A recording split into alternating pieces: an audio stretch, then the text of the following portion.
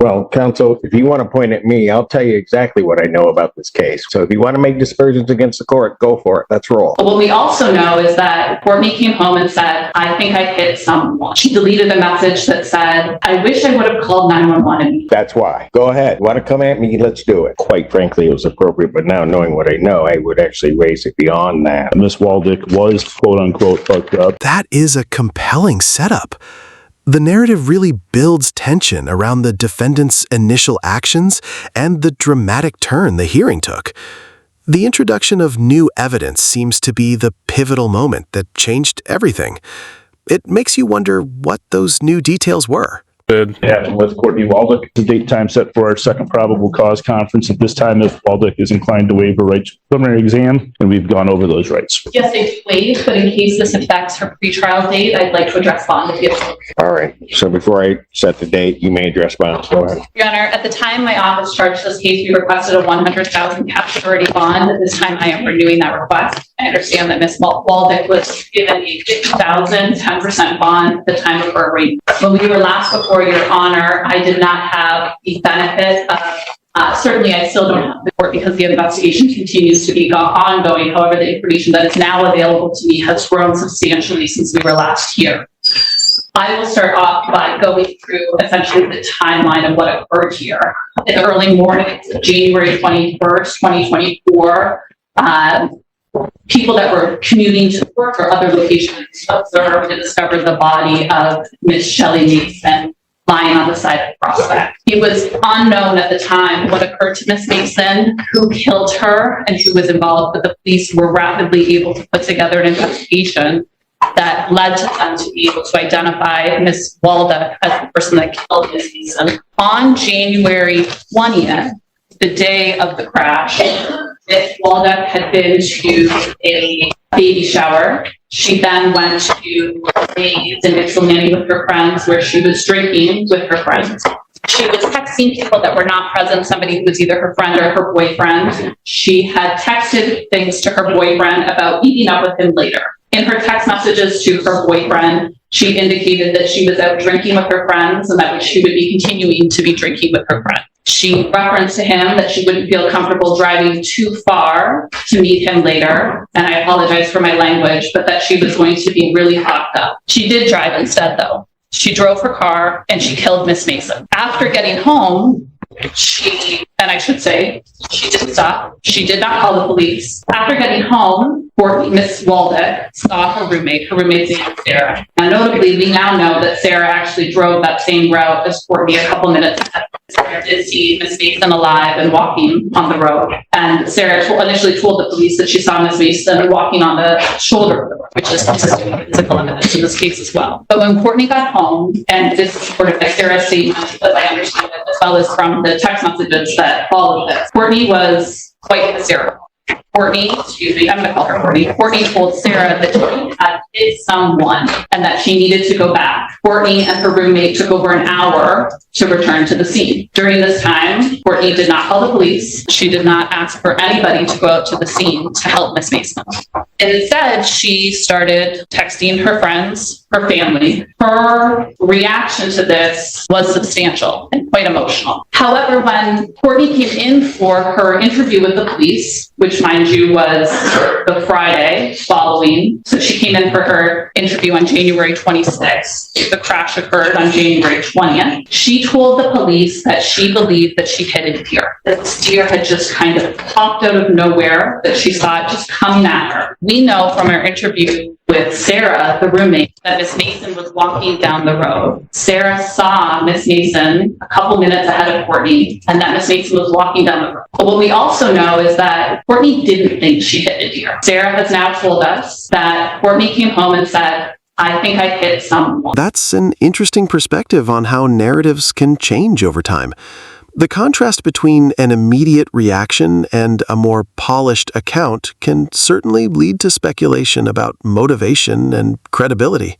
Sarah has confirmed for us that there was no mention of a deer. So when Courtney got home, thinking that she hit someone without calling the police or stopping to help that someone, she continued to tell her friends and her family what she had done and what stress she was under. She didn't call the police, leaving Miss Mason lying in the snow on the side of Prospect in who knows what condition.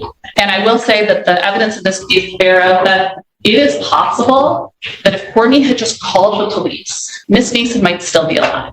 That's why we have crimes like this. That's why the penalties for crimes like this are so substantial, because Miss Mason may have still been alive and may still be with us right now. Miss Mason was a mother, she was a daughter, and she was a grandmother. And that woman was left on the side of the road without anybody called, with any help being sent her way. But not only did Courtney not call the police and not attempt to save Miss Mason in any way. What I now know is that Courtney then deleted approximately 150 messages off of her. She deleted those messages that I referenced earlier about her not wanting to drive so far. She deleted a message about her being fucked up. And I will make clear for the record, the message says, I'm going to be fucked up, not that she currently was when she sent it. She deleted a message that said, I wish I would have called 911. And she also deleted, got to live with it and get my car fixed ASAP. Deleting a large number of messages can definitely raise questions about what was contained in them and the intent behind the deletion. In situations involving potential danger or legal matters, such actions are often heavily scrutinized for potential implications about knowledge and motive. Were deleted before her phone was turned over to the police. What she also did when she got home, and I know that defense counsel will argue that this was normal for her behavior, was she parked her vehicle in her garage. That car remained in the garage, and the garage door remained closed, as far as I understand it, with the garage inside. The police subsequently did a search warrant, and it wasn't until they were there with the search warrant that they were then given consent to go into the garage and discover the Jeep. Your Honor, her guidelines, as I score them, are 19 months to 38 months, as I currently have them. My office requested a $100,000 cash surety bond at the time of charging this, and I am again renewing. Thank you, Your Honor. Response. Thank you, Judge. Obviously, I don't have to tell the court that Ms. Waldick stands here before you innocent until proven guilty. I'm not going to try the case in front of you, but I will address some of the things that were just said. First and foremost, there was an arraignment on January 28th where, as Ms. Hughes indicated, their office requested a $100,000 bond. A record was made. Prosecutor who attended the Zoom arraignment on that Sunday, myself, each made a record, and bond was set at $50,000, 10% with an alcohol tether. It's our argument to the court that that was not an unreasonable bond, nor was it an abuse of discretion. The fact that there's an ongoing investigation or this was charged early, that's not my client's fault. Maybe the prosecutor's office should have waited until the investigation was complete. With that said, Ms. Hughes indicates there was some drinking going on. My client turned herself in as a person of possible interest to the Washtenaw County Sheriff's Department to Detective Webb on January 26th. That date could have been sooner, and the police report indicates could have been sooner, but Detective Webb actually asked her to come in on Friday and not the Thursday beforehand. I appreciate Ms. Hughes that no evidence that Ms. Waldick was quote unquote fucked up, but that maybe she had said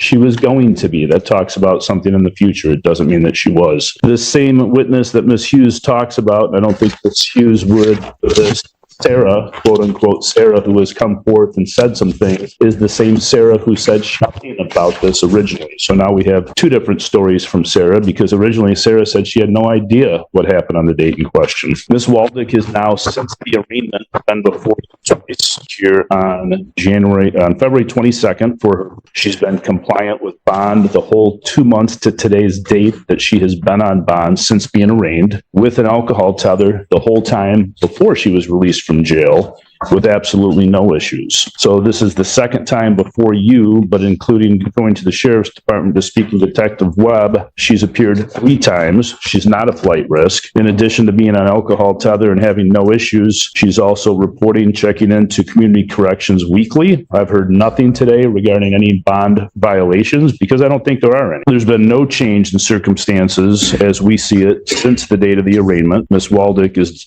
definitely not a flight risk, and she's not shown that she's a danger to the community in the past 2 months at all. Again, there's been no allegations of that. Judge, the 8th Amendment of the U.S. Constitution indicates that the court shall provide a bail that is not excessive. Stack versus Boyle, 342 U.S. 1, and People versus Edmond, 81 Mishap, 743, says bail that is set in an amount higher than reasonably calculated to give adequate assurance that the accused will appear is excessive under the 8th Amendment. Edmond goes on to say that courts have held that money bail is excessive excessive if it is in an amount greater than reasonably necessary to adequately assure that the accused will appear when her presence is required. Court rules are designed to enforce these principles, Judge, and under these rules, there's a double presumption that a pretrial arrestee will be released without any case bail requirement. And that's stated in 765.6, MCLA 765.6, that in part, a person accused of a criminal offense is entitled to bail. The amount of bail shall not be excessive. Court rules go on to indicate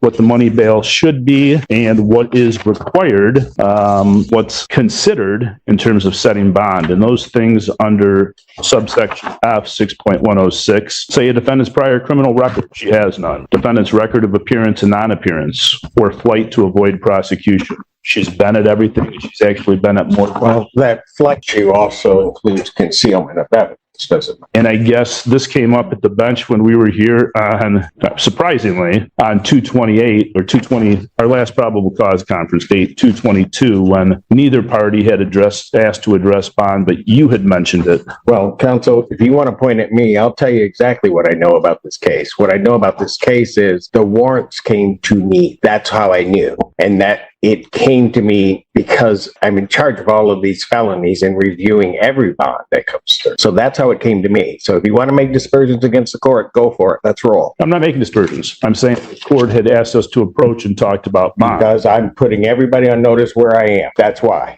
Go ahead. You want to come at me? Let's do it. That sounds like a pivotal moment in a hearing where the dynamics can shift quite dramatically.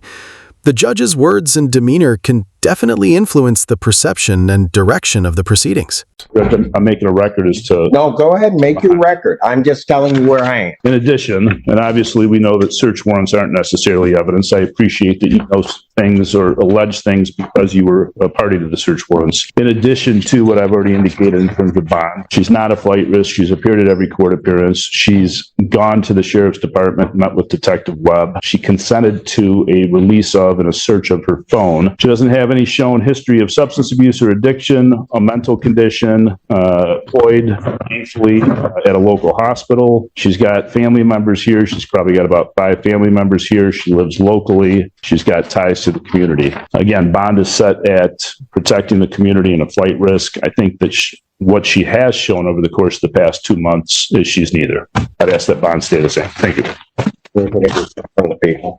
Nothing further, Your Honor. Thank you. The court, in looking at the file and so that the record is clear, counsel came to the bench and the court was apprising counsel that the court had some concerns with the bond that was set. Neither counsel at that time was ready to raise the bond. There were certain things that came to the court's attention that were not in the magistrate's mind nor the magistrate's information at the time of the arraignment. I brought that to counsel's attention, quite frankly, out of fairness to both sides so that it could properly be argued before the court. What was not known, sir, the magistrate at the time, was that there was this delay. There was information that was provided to the magistrate at the time regarding the defendant turning herself in, which was somewhat confusing as to how that occurred. And I apprised counsel of that. What my initial conclusion or what I saw was based upon what was presented to me prior to that hearing. Additionally, since that time, something that was not available to the magistrate were these text messages, which lead also to the defendant's knowledge, which play into this court's mind as to this defendant's danger to the public. Furthermore, there is, in terms of the issue of flight, of concealment of evidence and the like, now the deletions of text messages and other evidence in this case, which have just been alluded to, the deletion of basically evidence, which I think also bears upon the defendant's risk in this case. Also, the likelihood, court can take into account the likelihood of conviction and other things as it regards to setting a bond. But certainly there is now clearly more information that's available to the court regarding this defendant, the offense that was committed and the like. The court, I will also take into account the fact that I don't have any community corrections violations. I don't have anything along those lines. I do not believe that given the information now available to the court, that the amount of the bond that was originally set, I do not believe that it is appropriate and that additional bond would be required in this case. case. Defendant's bond, Mr. Allen, the defendant's bond in this case will be increased. I think that the amount requested by the people was an appropriate amount. Quite frankly, it was appropriate, but now knowing what I know, I would actually raise it beyond that, but I will not do so. It sounds like the judge perceived a significant risk, and that past actions, particularly the deletion of evidence, heavily influenced their decision, despite any recent compliant behavior. In this case, her bond will be increased from $50,000 cash surety to $100,000 cash surety. Are they, counsel, just for the purposes of anything, are they able to do that right now? Or? We've made arrangements. There's a surety bondsman in the courtroom who can do that. If you can give us 15 to 20 minutes, it'll be taken care of. She'll be taken back and do that. I think they can do that. Hold on, sorry guys. We need to arraign her on the information. I apologize. I interrupted all of our proceedings. Oh, okay. Yes, that's to the circuit court. We'd waive the reading of the complaint and have the matter set for circuit court pretrial. I asked that she'd say it. She's saying something. Defendant having waived from a reading standing mute, the court will enter a not guilty plea. Pretrial, technically counsel just, and I'll do it for the convenience of your schedule, technically she would be given the end date, but if it looks like you're going to post, I can give the out date. So yeah, she'll be out. She'll be out. Second at 1:30 before Slate Thursday. Pretrial May 2nd, 2024. 1:30 before, that's a Slay Monday, Slay Thursday. Judge, after that surety is posted, can I come back with proof so that, please? The outcome can be viewed through different lenses. As the passage mentions, some may find this 17-month sentence relatively light given the circumstances. This perspective might focus on the perceived seriousness of the incident. Conversely, the legal process emphasizes factors like prosecutorial discretion and provable evidence, which dictate what charges can be pursued and proven beyond a reasonable doubt. Judicial discretion also plays a role in determining the final sentence.